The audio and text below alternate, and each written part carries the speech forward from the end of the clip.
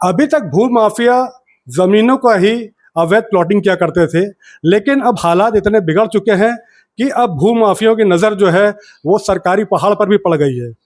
ये मामला जो है लाला थाना क्षेत्र का है, जहाँ पे एक गांव के अंतर्गत जो पहाड़ी ज़मीन थी उसको भी वहाँ के भू माफियाओं ने प्लॉटिंग करके अवैध तरीके से बेचने का कारोबार किया और इसमें लगभग करीब 19 लोगों पे एफआईआर दर्ज की गई है, जिसमें एक भाजपा के प्रधान का भी नाम ऊपर आया है।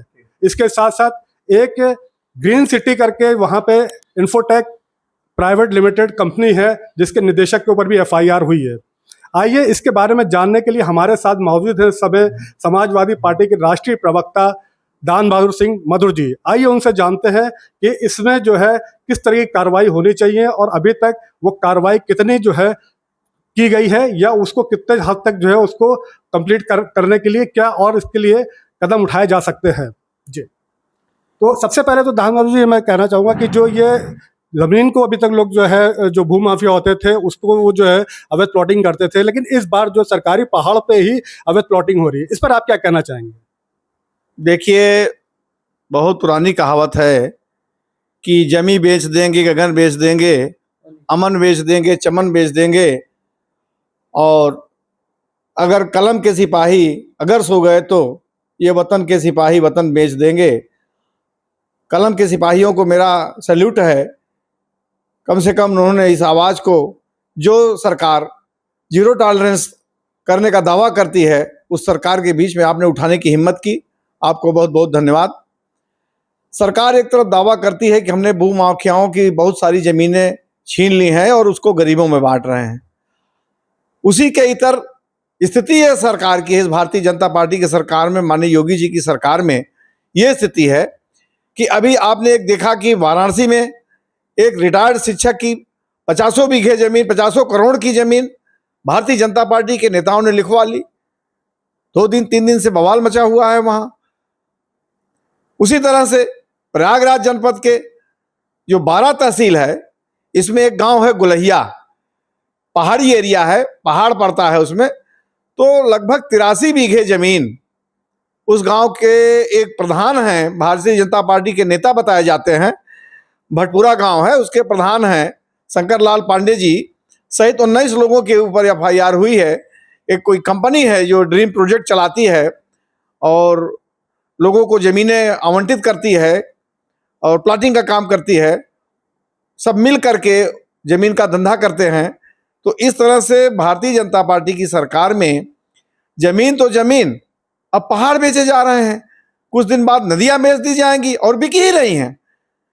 जहां पर्यावरण के नाम पर खनन बंद है, आप देखिए कि भारतीय जनता पार्टी की सरकार में जिस तरह से बालू का अवैध खनन हुआ है, पूरे प्रदेश में हुआ है, चाहे वो गंगा का तराई रहा हो, चाहे यमुना जी का रहा हो, चाहे टोंस का इलाका रहा हो, मिर्जापुर का इलाका रहा हो, हर तरफ खुदाई। अभी चूंकि बरसात के चलते खुदाई बंद है, लेकिन पूरे साल खुदाई और अवैध जो रूप से बालू निकासी चलती है। तो ये नदियां बेच रहे हैं, पहाड़ बेच रहे हैं, और कोई मुश्किल नहीं कि आसमान बेच दें। तो इस तरह से भारतीय जनता पार्टी की सरकार में माफिया सक्रिय हैं और मुख्यमंत्री बड़े बड़े भाषण दिया करते हैं, दावा करते हैं। दान बहादुर जी, इसमें जो है जैसे कि जो आप कह रहे हैं कि इसमें जो है नदियां बेच देंगे या पहाड़ जो बेच ही दिया है उन्होंने, तो उसको लेकर के जो कार्रवाई होनी चाहिए थी वो कहीं दिखाई नहीं दी, जिला प्रशासन की तरफ से दिखाई नहीं दी। जब ये मामला लखनऊ तक पहुंचा है, वहां से जब दबाव पड़ा है, वहां से कार्रवाई के निर्देश आए हैं, उसके बाद यहाँ पे जो इसकी कार्रवाई की गई है, तो इसको लेकर के आप क्या कहना चाहेंगे कि जो यहाँ का प्रशासन है, लोकल प्रशासन है, वो किस हद तक इसके लिए जिम्मेदार है? देखिए, ये बहुत दिन से धंधा होता आया है। अब तो चूंकि एक मामला प्रकरण में खुला है, प्रकरण खुला है, प्रकाश में आया है और लोग सक्रिय हैं। हमारे पार्टी के राष्ट्रीय अध्यक्ष माननीय अखिलेश यादव जी ने ट्वीट करके इस बात की जानकारी सार्वजनिक की है, उन्होंने भी प्रशासन को चिताया है। तो अब ये तो मामला खुला है, पहला मामला आया है। हमें लगता है कि जब जांच होगी तो इलाहाबाद जनपद के अगल बगल, इलाहाबाद सहित तमाम जनपदों में या पूरे प्रदेश में कह लीजिए कि इस तरह के कई मामले प्रकाश में आएंगे। और भी ये शुरुआत है और जरूरत इस बात की है कि ये मामले खोले जाएं, प्रशासन सतर्क हो, वरना समाजवादी पार्टी की सरकार में ये माफिया एक भी बच नहीं पाएंगे और इनके खिलाफ कड़ी से कड़ी कार्रवाई की जाएगी। देखिए, जो सरकार है उनका ये आरोप लगता रहा है कि जो समाजवादी पार्टी है वो भी कहीं न कहीं भूमाफियाओं की जो है पार्टी रही है। इस तरह के आरोप बराबर जो है वो आपके जनता पार्टी के जो नेता हैं और जो सरकार में जो लोग हैं वो सिर से लगाते रहे हैं। इसको लेकर के आप क्या कहना चाहेंगे? देखिए, भारतीय जनता पार्टी आरोप ही लगाया करती है। और अभी आप देखिए कि अयोध्या के प्रकरण में जिस तरह से जमीन की खरीद फरोख्त हुई है, पूरा अयोध्या गरीबों की, पिछड़ों की, दलितों की जमीन को औने पौने दाम में डरा के धमका के वहां के प्रशासनिक अधिकारियों से मिली भगत करके भारतीय जनता पार्टी के नेताओं ने मिलकर के पूरी जमीन खरीदी है। वहां के मेयर, उनके भतीजे पर तमाम भी कई 100 एकड़ जमीन खरीदने का आरोप है। संत महंतों ने जो भारतीय जनता पार्टी से रिलेटेड है, संबंध रखते हैं, उन्होंने खरीदी है।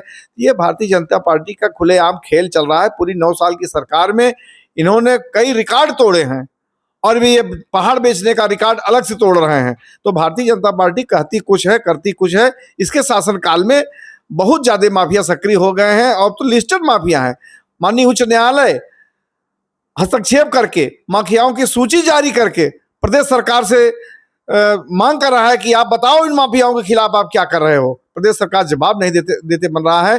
मैं आपको आश्वस्त करता हूं कि समाजवादी पार्टी की सरकार में ये माफिया नहीं बचेंगे और जो इस तरह से जमीन का खेल, काला धंधा चल रहा है, ये रुका जाएगा।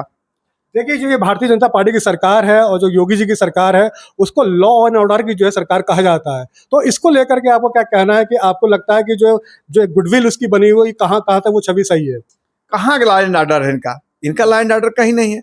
इनके कार्यकाल में हर दिन हत्याएं, हर दिन बलात्कार की घटनाएं होती हैं। अभी आप देखिए, महोबा में मंगलवार की घटना है।